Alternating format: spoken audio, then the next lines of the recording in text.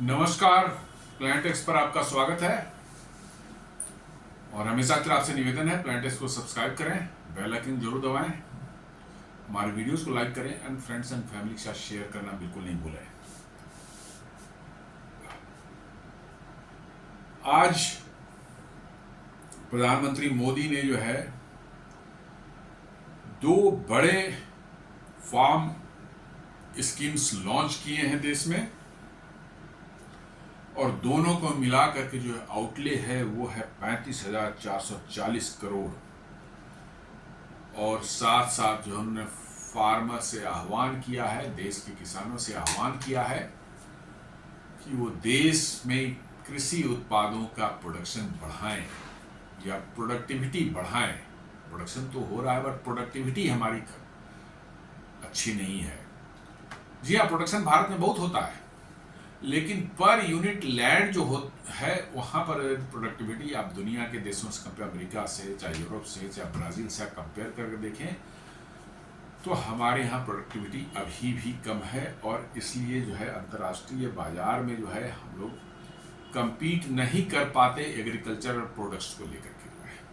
हाँ, कुछ prime products जरूर हैं, बासमती वगैरह जो कि बिकते हैं बहुत बड़ी तादाद में, लेकिन नॉर्मल एग्रीकल्चर प्रोडक्ट्स जो है हमारे वो मार्केट में compete नहीं कर सकते because of the low productivity. मैं प्रोडक्शन की बात नहीं कर रहा हूँ, प्रोडक्शन तो होता ही है, धान होता है, चावल होता है, गेहूं होता है, सब कुछ ही सब होते हैं। लेकिन मान लीजिए कि 1 एकड़ में यदि अमेरिका या ब्राज़ील में चाहे यूरोप में जितना गेहूं या चावल होता है, भारत में उसके मुकाबले अभी भी काफ़ी कम है। यानी कि प्रोडक्टिविटी बढ़ाने की बात की जा रही है कि आपकी इफ़िशियंसी बढ़े और इफ़िशियंसी बढ़ेगी तो आपका क्या होगा, कॉस्ट ऑफ प्रोडक्शन कम होगा। कॉस्ट ऑफ प्रोडक्शन कम होगा तो आप अंतर्राष्ट्रीय बाजार में जो है उन देशों से compete कर पाएंगे जो बड़े पैमाने पर बड़ी तादाद में जो है एग्रीकल्चर प्रोड्यूस जो है वो दुनिया में एक्सपोर्ट करते हैं, बेचते हैं। भारत भी बेचता है, ऐसी बात नहीं है, लेकिन फिर भी उनकी तुलना में जो है हमारा एक्सपोर्ट काफ़ी कम है और इसका कारण, मुख्य कारण है आपको प्रोडक्टिविटी हमारा कम होने का जो है कॉस्ट ऑफ प्रोडक्शन जो है ज़्यादा होता है और इसलिए लागत ज़्यादा होने से क्या होता है कि हम compete नहीं कर पाते हैं। उसी को ध्यान रखते हुए जो है ये 35,440 करोड़ का एक स्कीम लॉन्च किया गया है। इसमें 2 स्कीम्स हैं इनफैक्ट, और urges farmers to boost production. जी हाँ, फार्मर्स को उन्होंने कहा है कि प्रोडक्शन को आप बढ़ाएं, प्रोडक्टिविटी अपनी बढ़ाएं और उसमें सरकार जो है जो हेल्प हो सकता है वो हेल्प करने को तैयार है। और उसके लिए उन्होंने 35,440 करोड़ का जो है एक स्कीम लेकर आए हैं। आज ही उन्होंने जो है दिल्ली में पूसा इंस्टीट्यूट में जो है इसको लॉन्च किया है। तो न्यूज़ को देखें क्या है। तो प्राइम मिनिस्टर नरेंद्र मोदी और सैटरडे मैंने आज ही का दिन 11 अक्टूबर 2025 को जो लॉन्च किया है 2 एग्रीकल्चर स्कीम्स जिसकी कंबाइंड आउटले है 35,440 करोड़ की है। और इसी 35,440 करोड़ के स्कीम में जो है एक स्कीम जो है वो including a mission for self reliance in pulses and called upon farmers to increase production to meet domestic and global demand. जी हाँ, आपको याद होगा अभी से 2-3 साल पहले सडनली भारत में दालों की कीमतें में आसमान छूने लगी थी। जी हाँ, कुछ भारत में भी जो है मौसम के उसके कारण प्रोडक्शन कम हुआ और कुछ आयात में भी कुछ देशों से गड़बड़ियाँ शुरू हो गई थी, जिसके कारण जो है हम अभी भी दालों का बहुत बड़े पैमाने पर आयात करते हैं। चूँकि हमारे यहाँ प्रोडक्शन नहीं हो पाता उतना, तो फिर मोजाम्बिक से, कनाडा से और भी ऐसे कई जगहों देशों से जो है हम दालों का आयात कर रहे हैं अभी भी। और इसी के लिए जो है स्पेशल जो है एक मिशन इसमें किया, self reliance in pulses. Pulses में के लिए दालों के प्रोडक्शन के लिए जो है खास मिशन लाया जा रहा है। किसानों को इसमें जो है उनको कुछ फैसिलिटीज दी जाएंगी, सहूलियतें दी जाएंगी, कुछ उनको हेल्प किया जाएगा, इंसेंटिव दिया जाएगा ताकि वो ट्रेडिशनल जो हम लोग धान गेहूं वगैरह उगाने के जो है मतलब आदी हो चुके हैं और सिर्फ उसी पर बने हुए हैं, उससे हट के कुछ और हम करना चाहें, पल्सेस जो है चाहे कैश क्रॉप्स हैं उसमें जाएं, ताकि किसानों की भी आमदनी बस बढ़ सके, देश जो है दालों के मामले में सेल्फ रिलायंट हो सके, और साथ साथ जो है हमारे किसानों की आमदनी भी जो है बढ़ सके। ये आज का वो है। प्रधानमंत्री ने जो कहा है, उन्होंने कहा कि farmers have a critical role to play in realising the vision of a developed India by 2047। उन्होंने कहा कि भारत का जो विकसित भारत 2047 का एक मिशन जो हमारा है, ये किसानों के बगैर जो है उनका क्रिटिकल रोल है, इसके बगैर ये पूरा नहीं हो सकता। सच्चाई भी है, ये सच्चाई भी है, इसमें कोई जो भी देश खाद्य पदार्थों के मामलों में जो है, खाद्य सामग्री के मामलों में सेल्फ रिलायंट नहीं है, वो बहुत बड़ा ट्रबल में है। जी हाँ, फॉर्चुनेटली हम लोग खाद्य पदार्थों के मामले में सेल्फ रिलायंट हैं मोर और लेस। कुछ दाल वगैरह जो है, ऑयल सीड्स वगैरह है, इसमें अभी भी हमें कुछ समस्या है। तो मुझे लगता है कि वही कहा उन्होंने कि farmers have a critical role to play in realising the vision of a developed India, विकसित भारत बाय 2047। मतलब 2047 तक भारत को जो विकसित राष्ट्र बनाने का जो एक सपना देखा गया है, विजन हमारा है, उसमें फार्मर्स का बिल्कुल एक क्रिटिकल रोल है। He said while addressing an event at Pusa campus in the national capital. उन्होंने ये कहा, तब कहा जब पूसा कैंपस जो है Indian Council of Agriculture research का, वहाँ एक इवेंट को एड्रेस कर रहे थे। जी हाँ, ये एक बहुत बड़ी बात है, क्योंकि 2019 में जो है एक आपने देखा होगा 3 कृषि कानून लाए गए थे, बहुत बड़े रिफॉर्म की तैयारी थी। हमारे कृषि क्षेत्र को बिल्कुल मतलब कि उसमें जो बॉटलनेक हैं, जो प्रॉब्लम्स हैं, उनको दूर करने के लिए 3 कृषि कानून लाए गए थे, लेकिन वो शायद जो है देश में सही ढंग से किसानों को के पास पहुंच नहीं सका वो कि क्या वो स्कीम है, या पॉलिटिक्स उसमें घुस करके जो है उस पूरे तीनों स्कीम के अगेंस्ट में जो है जो एजिटेशन हुआ, जो पूरा आंदोलन हुआ, 1 साल तक चला, उसके बाद जो है उसको वापस लेना पड़ा सरकार को। तो इससे बहुत बड़ी क्षति हुई देश को। यदि वो कानून लागू होते तो आज हम कहीं और होते। 5 साल में जो है जो रिफॉर्म्स उससे होते, कॉन्ट्रैक्ट फार्मिंग या कॉर्पोरेट फार्मिंग का उसमें कंसेप्ट जो था, या किसानों को डायरेक्ट जो है उसको जो है मार्केट में एक्सपोर्टर्स को सेल करने का जो उसमें प्रावधान था, उन सबों से किसानों को बहुत बड़ा फायदा होता, बट अनफॉर्चुनेटली वैसा हो नहीं पाया। और उसका कारण था कि उसमें बहुत ज़्यादा पॉलिटिक्स घुस गई, अपोजिशन पार्टीज़ ने कुछ और ही अपना नैरेटिव चलाया और किसानों के बीच में जाकर के उसको इतना प्रचारित किया कि शायद सरकार अपनी ओर से किसानों को नहीं समझा पाई। और ख़ासकर जो है दिल्ली और हरियाणा और पश्चिमी उत्तर प्रदेश के किसानों के बीच में, देश के अन्य भागों में कोई एजिटेशन नहीं हुआ, कोई कृषि कानून के अगेंस्ट में कोई आंदोलन नहीं हुआ, लेकिन इन राज्यों में पंजाब, हरियाणा और पश्चिमी उत्तर प्रदेश के कुछ थोड़ा ही सा पोर्शन में जो है इसको एक अजीब तरह की शक्ल दे दी गई इस आंदोलन को, और बहुत वायलेंट भी हो चला था। अंत में सरकार ने यही डिसाइड किया कि इसको वापस ले लेना चाहिए, ले लिया उन्होंने। लेकिन अब फिर से जो है सरकार जो है आ रही है कि कैसे हम इसको जो है कृषि क्षेत्र को और मजबूत करें, कृषि क्षेत्र में प्रोडक्टिविटी बढ़े और किसानों की आमदनी बढ़े। इसके लिए 35,440 करोड़ का उन्होंने एक स्कीम लॉन्च किया है। आज ही Indian Council of Agriculture Research के पूसा इंस्टीट्यूट में वो कुछ ही समारोह को संबोधित कर रहे थे। PM Modi set the 2 big schemes. जी हाँ, इस 34,000 का जो स्कीम है, 34,000 करोड़ का जो है, इसमें 2 बड़े स्कीम्स हैं। 2 बड़े स्कीम्स हैं उन्होंने जो बताया। एक है 24,000 करोड़ का जो है प्रधानमंत्री धन धान्य कृषि योजना PMDDKY, और 11,440 करोड़ मिशन फॉर आत्मनिर्भरता इन पल्सेस। जी हाँ, 24,000 करोड़ का जो है वो है आपको प्रधानमंत्री धन धान्य कृषि योजना, उसमें भी बहुत से स्कीम्स हैं। और एक स्पेसिफिक जो है 11,440 करोड़ का जो है मिशन जो है आत्मनिर्भरता इन पल्सेस। जी हाँ, पल्सेस में हम लोग आत्मनिर्भर नहीं है, इसको मानना पड़ेगा। पल्सेस की कंजम्पशन बहुत ज़्यादा अपने देश में है और हमारे यहाँ पल्सेस की खेती जो है कम होती है। ऐसा नहीं कि पल्सेस नहीं हो सकते, लेकिन उनकी खेती कम होती है, थोड़ा सा मेहनत ज़्यादा पड़ता है, थोड़ा उसकी जो है देखभाल ज़्यादा करनी पड़ती है एज़ कम्पेयर टू चावल और गेहूँ की खेती से जो है।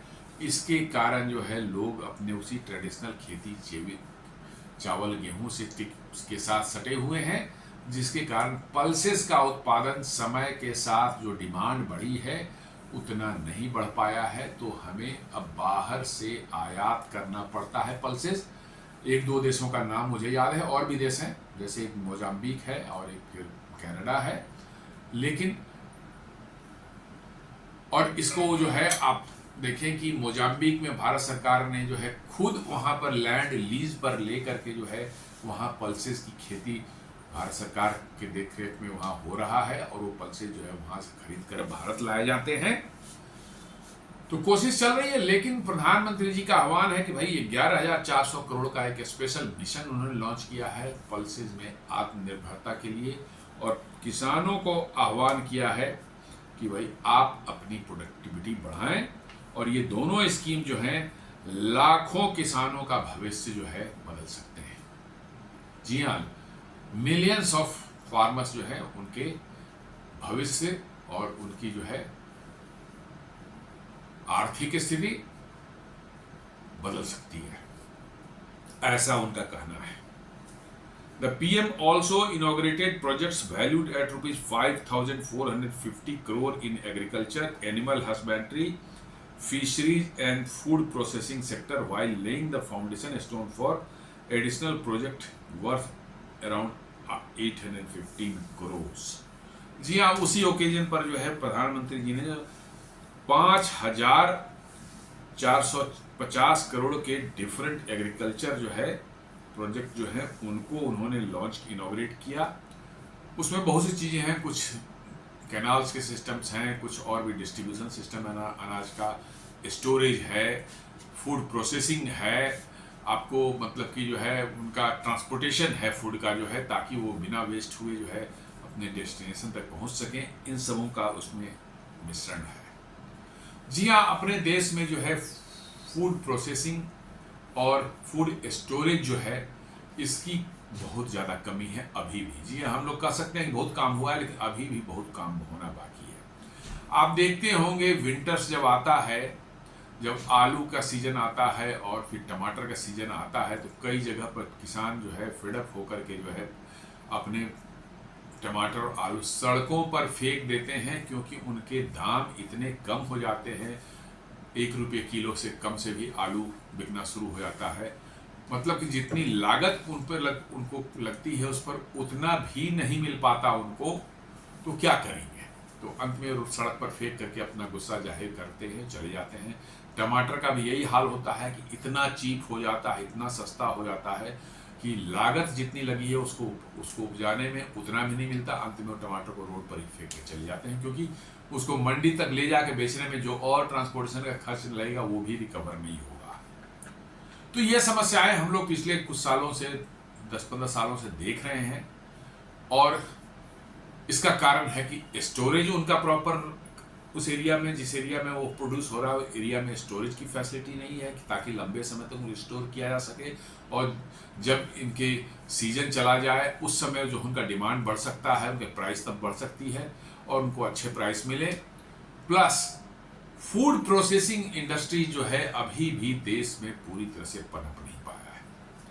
आप देख लें ये दोनों ही चीज जो है टमाटर और आलू, इनके आप यदि देख लें तो इनकी फूड प्रोसेसिंग इंडस्ट्री यदि देश में अंदर में बड़े पैमाने पर लग जाए उन एरियाज में जहाँ इनका उत्पादन होता है, तो आप समझ सकते हैं कि क्या इसका फर्क पड़ेगा। कि वो किसान जो फेंक रहे हैं सड़कों पर, वो अपना सामान जो है, अपना प्रोड्यूस जो है, जाकर फूड प्रोसेसिंग इंडस्ट्री को दे सकते हैं, और उससे जो है आलू के चिप्स, टमाटर के सॉस, टमाटर के जो है मतलब जो और भी बहुत से जो निकलते हैं, टमाटर के प्यूरीज वगैरह जो है, जो डब्बा बंद मिलता है मार्केट में, वो सब तैयार हो सकता है और किसानों को अच्छी रिटर्न भी मिल सकती है। और हम उतना मेहनत से उगाया हुआ फसल है, उतना जो उनके एग्रीकल्चर प्रोड्यूस हैं, वो बर्बाद भी सड़कों पर फेंक कर बर्बाद करने से बेहतर है कि उनको अच्छी खासी आमदनी हो जाएगी, और साथ साथ जो है देश के अंदर में इनके जो है प्रोसेस्ड फूड की अवेलेबिलिटी जो है बढ़ जाएगी। इससे जो है क्या होगा कि भाई उनके दाम भी मार्केट में थोड़े से कम होंगे और ग्राहकों को जो है सस्ते दाम पर मिल सकेंगे। लेकिन इन सबों का क्या अभी बहुत ही ज़्यादा प्रचलन भारत में नहीं हुआ। आप देखें अमेरिका में, चाहे और भी उसे डेवलप्ड जो कंट्रीज हैं वहाँ जाकर देखें, majority of the tomatoes, potatoes जो होते हैं, आलू और टमाटर वगैरह होते हैं, वो खेत से निकल कर सीधे बड़ी बड़ी फैक्ट्रियों में पहुँचते हैं, जहाँ उनके आलू के अलग अलग चिप्स वगैरह जो है बन करके जो है मार्केट में चले जाते हैं। और इनके जो सॉसेज हैं, आपको जो है केचप हैं, टमाटर की हर तरह के प्रोड्यूस जो है बॉटल में बंद होकर के मार्केट में पहुँचते हैं और वो बिकते हैं। अब पूरे साल बिकते हैं, उनका शेल्फ लाइफ बहुत ज़्यादा होता है, तो इसलिए पूरे साल बिकते हैं। लेकिन यहाँ हमारे यहाँ न स्टोरेज की फैसिलिटी है कि भाई ठीक है अभी मार्केट में प्राइस कम, बहुत कम है, तो उसको हमने कोल्ड स्टोरेज या कहीं वैसी स्टोरेज फैसिलिटी वहाँ रख दिया, और जब मार्केट में प्राइस बढ़ेगी तो हम वहाँ से निकालेंगे और जाकर उसको बेचेंगे मार्केट में, ताकि हमको रिटर्न आए। तो दोनों ही चीज़ें जो है, मतलब स्टोरेज फैसिलिटी और साथ साथ जो है फूड प्रोसेसिंग यूनिट्स, ये देश के बहुत से भागों में नहीं होने, हाँ कुछ राज्यों में मिल जाएंगे आपको, लेकिन ज़्यादातर राज्यों में ये नहीं है। बिहार है, यूपी है, मध्य प्रदेश है, आप देखेंगे ये सब फैसिलिटीज अभी भी नहीं है। और ये जो 5,450 करोड़ का उन्होंने डिफरेंट स्कीम्स लॉन्च किया, इसमें इन्हीं सब बातों पर जोर दिया गया है। इन्हीं सब बातों को जो है storage and food processing units को कैसे देश में बढ़ाया जाए, उसके लिए उन्होंने लॉन्च किया है स्कीम को जो है। साथ में एनिमल हस्बेंड्री है, फिशरीज है एंड फूड प्रोसेसिंग सेक्टर जो मैंने बताया आपको। एनिमल हस्बेंड्री में भी जो है बहुत बड़ा स्कोप है, काफी ज्यादा स्कोप है एनिमल हस्बेंड्री में। ऑफकोर्स दुनिया में अभी हम लोग दूध उत्पादन में दुनिया में नंबर 1 आते हैं, काफी समय से, पिछले 10-15 सालों से हम लोग नंबर 1 हैं, तो ये बड़ी खुशी की बात है हम लोगों के लिए। लेकिन इसमें और भी सुधार की आवश्यकता है, ताकि हमारे मिल्क बेस्ड प्रोडक्ट्स जो है वो दुनिया के बाजारों में अच्छे भाव पर जो है बिक सके, ताकि जो है देश के अंदर में जो एनिमल हस्बेंड्री पशुपालक लोग हैं उनको बढ़िया रिटर्न मिल सके। हम प्रोड्यूस करते हैं, एक्सपोर्ट भी करते हैं, लेकिन अभी हमारा जो है रेट जो है उतना नहीं मिल पाता, क्योंकि हमको हमारा प्रोडक्शन कॉस्ट ऑफ प्रोडक्शन अभी भी जो है हाई है as compared to other countries को। हम मैकेनाइज कर रखा है उन्होंने एनिमल हस्बेंड्री को। जी हाँ, मैकेनाइज करना, बहुत कम लोगों से बड़े बड़े प्लांट उनके चलते हैं, जहाँ हजारों हजार गायें और भैंस जो रखते हैं, बहुत कम लोगों के से जो है उनको चलाया जाता है, मैकेनाइज पूरा है। और इससे जो क्या होता है, कुछ कॉस्ट ऑफ प्रोडक्शन कम करता है, तो दुनिया में क्या होता है, उनको प्राइस एडवांटेज मिलता है, जो कि हमारे यहाँ नहीं मिल पाता है, और इसलिए हम एक्सपोर्ट मार्केट में जो है कॉम्पिटिटिव नहीं हो पाते हैं। तो वो है। और फूड प्रोसेसिंग सेक्टर मैंने बता ही दिया कि फूड प्रोसेसिंग सेक्टर देश के विभिन्न भागों में अच्छे से बन जाए, बड़ी तादाद में बन जाए, तो ये जो किसान जो है उगाते हैं और उसके बाद उनको फेंकना पड़ता है, क्योंकि वो रिटर्न नहीं मिलता, या बेचते भी हैं मार्केट में तो उनको प्रॉपर रिटर्न नहीं मिलता, इससे वो हतोत्साहित हो जाते हैं और आगे से फिर उसकी खेती भी करना छोड़ देते हैं। उनसे हम बच सकेंगे। While laying the foundation stone for additional projects worth around 815 crore, ये तो 5,450 करोड़ का जो है उन्होंने उद्घाटन किया।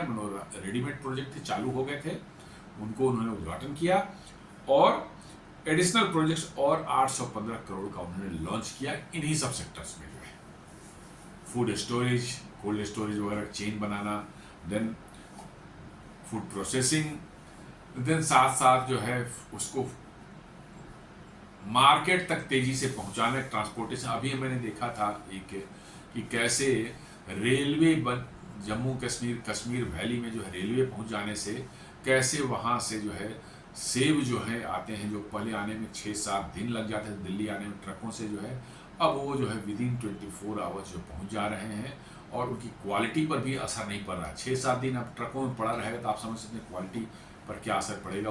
पेरिशेबल गुड्स हैं ये सब, वो तो समय के साथ खराब हो जाते हैं, इनका शेल्फ लाइफ बहुत ज़्यादा नहीं रहता, खाने पीने की चीज़ें हैं। और नहीं तो फिर कोल्ड स्टोरेज का आपका ये रहना चाहिए व्यवस्था,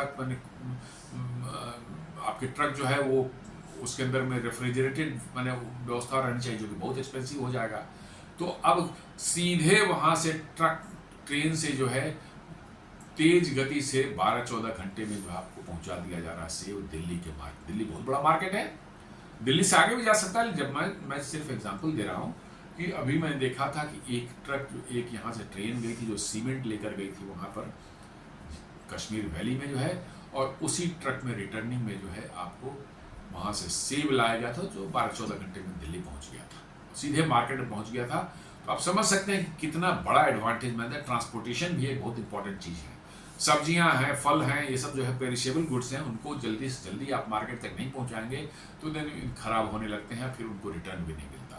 तो इसलिए आप देखेंगे कि हमारे जो है फार्मर जो उगाते भी हैं लेकिन उसका बेनिफिट जो ना उनको मिल पाता है ना कंज्यूमर्स को मिल पाता है। तो इसके लिए व्यवस्था की जा रही है। उसी में ये सब जो है 5,450 करोड़ का जो है स्कीम उन्होंने लॉन्च किया, उन्होंने उद्घाटन किया और 850-15 करोड़ के नए स्कीम्स उन्होंने लॉन्च किए। पहला स्कीम जो है पीएम धन धान्य कृषि योजना जो है, जिसमें 24,000 करोड़ का है। It aims to transform 100 low performing agricultural districts based on the aspirational district programme model. जी हाँ, अभी कुछ साल पहले जो है, चाहे पिछले 5 सालों से चल रहा है, देश के बहुत से जिलों को जहां पर विकास उतना नहीं हो पाया है जितना होना चाहिए था, ऐसे बहुत से जिले थे, 200-300 जिले थे, इनको एस्पिरेशनल डिस्ट्रिक्ट का दर्जा दिया गया और उन पर विशेष नज़र जो है प्रधानमंत्री कार्यालय से गति शक्ति योजना की तरफ से जो है, और आपको जो है प्लानिंग कमीशन या उसको योजना जो भी कहा जाता है, उन्होंने जो है योजना आयोग जिसको बोलते हैं, ये विशेष ध्यान रखते थे, विशेष फंडिंग उनकी की जा रही थी कि वहाँ के प्रोजेक्ट्स जो हैं उनमें कोई दिक्कत ना हो, उनकी फंडिंग में दिक्कत ना हो, उनको खास दर्जा दिया गया था। उसको एस्पिरेशनल डिस्ट्रिक्ट प्रोग्राम कहते थे और इससे उन डिस्ट्रिक्ट्स में जो है देखा गया काफ़ी फायदा हुआ। नए नए प्रोजेक्ट्स आए, सड़कों का प्रोजेक्ट्स है, ब्रिजेस हैं, इंफ्रास्ट्रक्चर प्रोजेक्ट्स हैं, वाटर सप्लाई, पावर सप्लाई, इन सबों के बहुत से प्रोजेक्ट्स वहाँ लॉन्च हुए, जिससे कि उन जिलों में जो है प्रगति दिखने लगी है। अभी तक उसका असर दिखने लगा है। इंफ्रास्ट्रक्चर इंप्रूव होने से और चीज़ें भी स्टिमुलेट हुई हैं। इंडस्ट्रीज को के लिए विशेष दर्जा दिया जा रहा है कि वहाँ एस्पिरेशनल डिस्ट्रिक्ट में कोई इंडस्ट्री लगा सकता है तो उसके लिए कुछ खास सुविधाएँ हैं जिससे उनको लाभ मिलता है।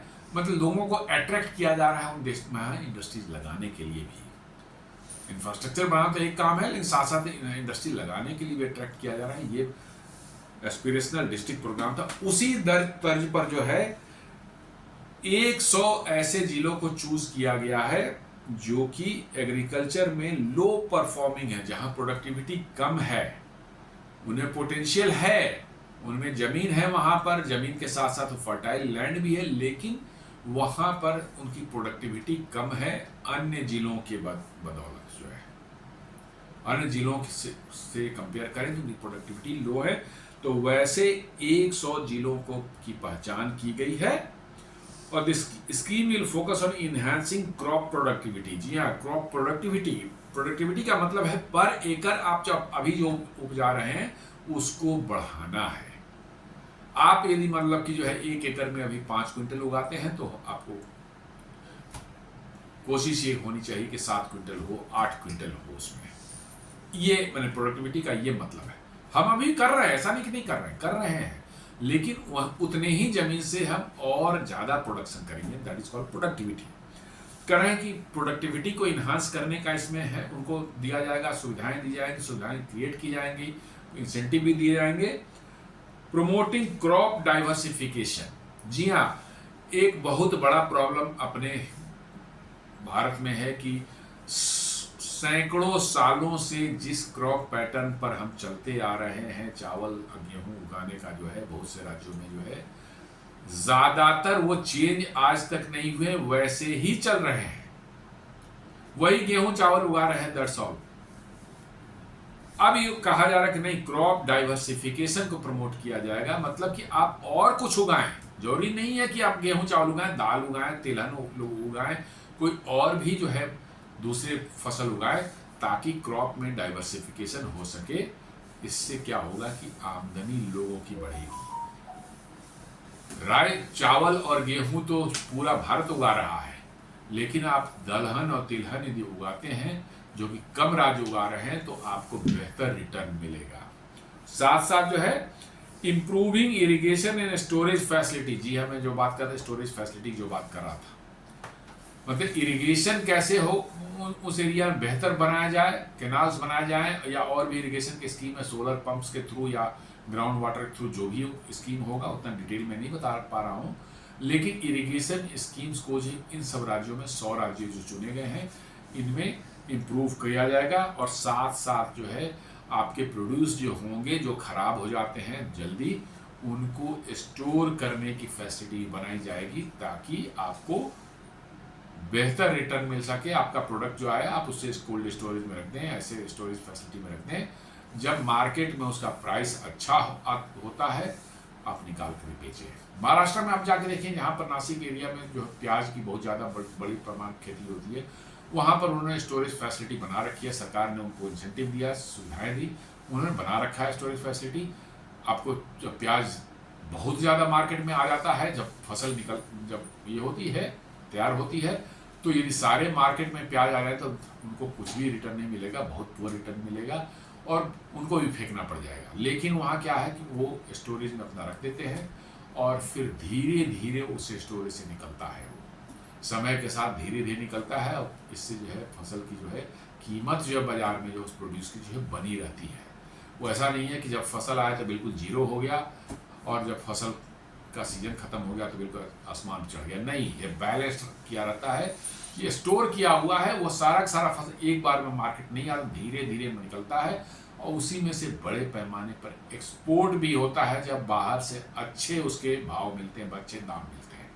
तो इससे क्या होता है कि वहाँ के प्याज उत्पादक जो किसान हैं, उनको बहुत तगड़ी रिटर्न मिलती है, बहुत तगड़ी रिटर्न मिलती है। आप जाकर उनका लाइफ स्टाइल देख लें, इट इज़ बियॉन्ड इमेजिनेशन। जी हाँ, वो किसान लगते ही नहीं, आप देख के उनके घर, गांव में उनके घर देखेंगे, गाड़ियां देखेंगे, और जिस तरह से रहते हैं, आपको लगेगा नहीं कि किसान है, बट दे आर फार्मर्स।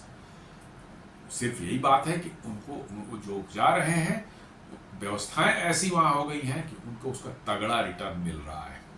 तो एक तो है स्टोरेज फैसिलिटी का बात है, and ensuring credit access in the selected districts.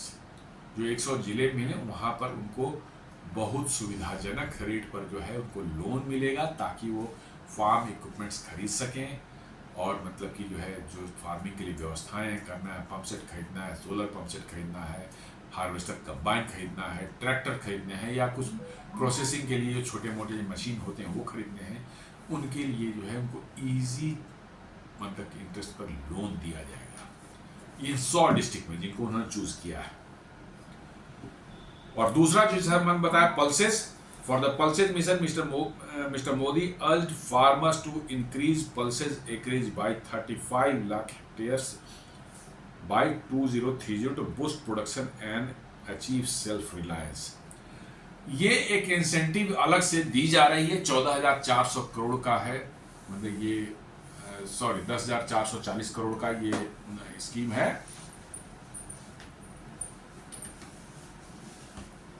11,440 crore का स्कीम है, जहां पर ये किसानों को कहा जा रहा है कि भाई आप दूसरे फसल जो उगा रहे हैं उसको छोड़ करके आप पल्सेस पर शिफ्ट करें, ताकि भारत में जो है पल्सेस जो है जहां पर उगाए जाने, जितने जमीन पर उगाए जाते हैं, खेती होती है, उसका एकरेज जो है बढ़ सके। कितना?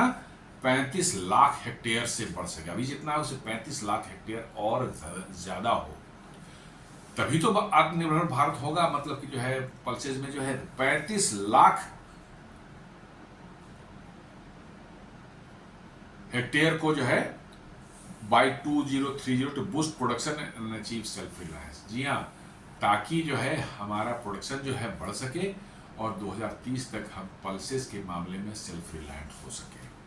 ये स्पेशली पल्स 11,400 करोड़ का स्कीम जो है पल्सेस के लिए है, जो कि हमारा दूसरा जो 24,000 करोड़ का बताया ही मैंने, पीएम धन धान्य कृषि योजना, और ये जो है पल्सेस के लिए 11,400 करोड़ का है। साफ कहा जा रहा है कि भैया आप एकरेज बढ़ाइए, दूसरे को छोड़िए, आपका जो है प्रोड्यूस होगा उससे आपको ज़्यादा रिटर्न मिलेगा और उसके लिए सुविधाएं जो है वो सरकार क्रिएट करेंगी आपका।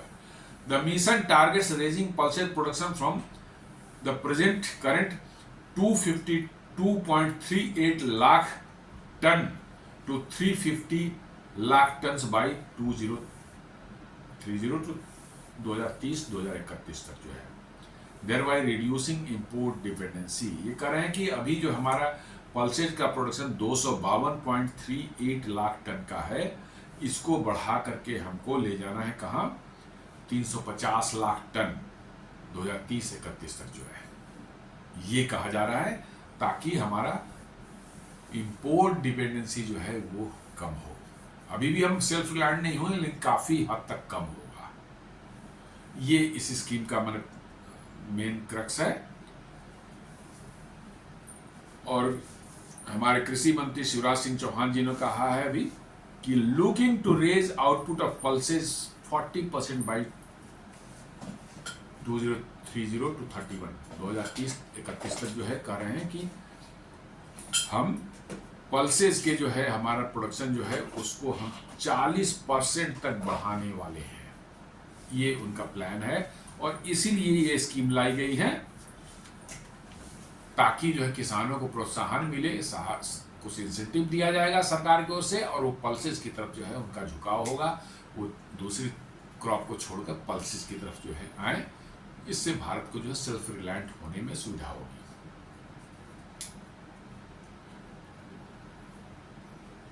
अभी आप देख रहे होंगे कि कैसे डोनाल्ड ट्रंप ने जो है भारत को जो है टैरिफ लगा रखा है। उसके पीछे सबसे बड़ा कारण जो है वो यही है कि आप अपने एग्रीकल्चर सेक्टर को खोलिए, चूंकि वहाँ पर सरकार ही बहुत हेवी सब्सिडी देती है किसानों को, प्लस साथ साथ जो है उनका जो है खेती जो है फार्मिंग जो पूरी तरह से मैकेनाइज्ड है, तो उनकी कॉस्ट ऑफ प्रोडक्शन जो है बहुत कम होती है, उनकी प्रोडक्टिविटी जो है बहुत ज़्यादा है एज कम्पेयर टू हमारा सिस्टम से जो है।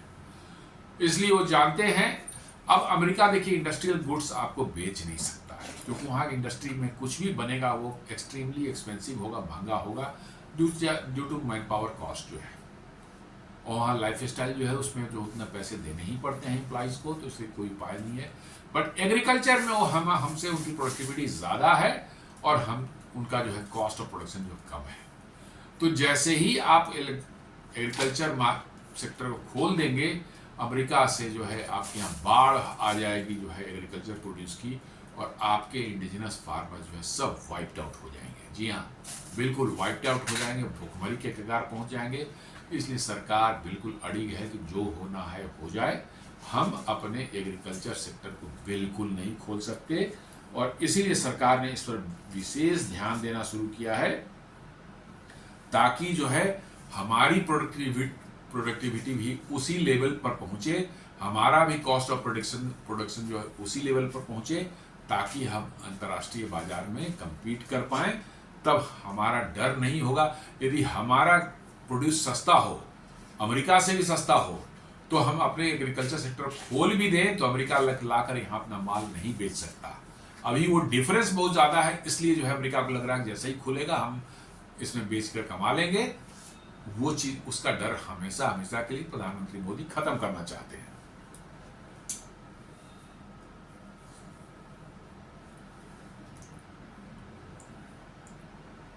और जैसा मैंने बताया 2019 में जो 3 फार्म लॉज लाए गए थे, वो यदि इम्प्लीमेंट हो जाते हैं तो आज भारतीय कृषि का कायाकल्प हो चुका होगा। बट दुर्भाग्यवश जो है वो नहीं हो पाया। अब शायद किसानों को भी ऐसा लग रहा है कि वो कृषि कानून का बहिष्कार करके, उसके आंदोलन करके जो है उन्होंने गलत काम किया, उन्होंने बहुत बड़ा नुकसान किया अपना। बहुत से एरिया से डिमांड किसानों की तरफ से आने लगी है, उसी तरह की डिमांड आ रहा है जो कृषि कानून में था। तो शायद क्या ऐसा समय आ गया है कि भारत सरकार को फिर उन कृषि कानूनों को लाना चाहिए, मतलब कि जो है इम्प्लीमेंट करना चाहिए। ये तो समय बताएगा, देखने वाली बात होगी। लेकिन मुझे लगता है कि भारत के कृषि क्षेत्र में बहुत बड़े रिफॉर्म की जरूरत है, क्योंकि ये एक ऐसा सेक्टर है जिसमें सबसे ज्यादा जो है लोग जो है एम्प्लॉयड हैं का मतलब है ये नहीं कि सब माने उसमें नौकरी कर रहे हैं। सबसे ज्यादा लोग का जीवन यापन इस कृषि क्षेत्र से चलता है।